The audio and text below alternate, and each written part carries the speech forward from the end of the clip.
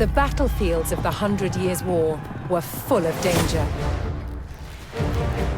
To defend against these weapons, a new type of armor was developed: plate armor.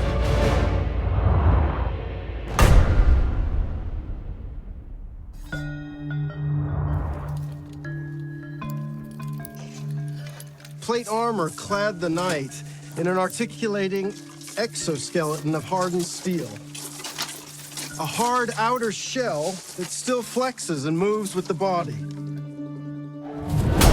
It provided impressive protection and was an extraordinary technological achievement. Now, one of the ways that armor gets its strength is through shape.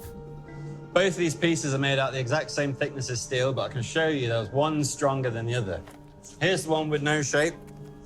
You see it buckles immediately. If I swap it for one that's been forged to have strength and shape, you can see it's much stronger. It's going nowhere. It wasn't just the shape that gave it strength. It was also how the metal was treated by the armorer. Now, the benefits of using heat is it obviously makes the piece more plastic, more ductile, lets me shape it.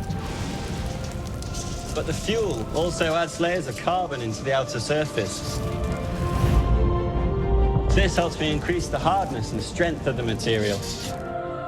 The art of the armorer was being able to judge the temperature of the metal by eye, managing the heat to create resilience in the metal.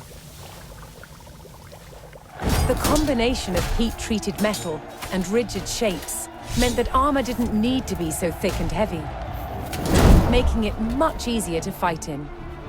But good quality plate armor did have its downside. It was very expensive.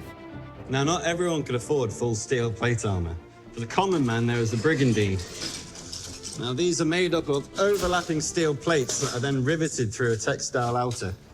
This gives you a much bigger range of movement, but is limited and is not as strong as a full steel breastplate. That said, it is much cheaper and much easier to maintain. At its best, the armored knight was invincible. But armor didn't just provide defense. It was also a weapon and an expression of a knight's power and prestige. Armor transformed its wearer into a work of art.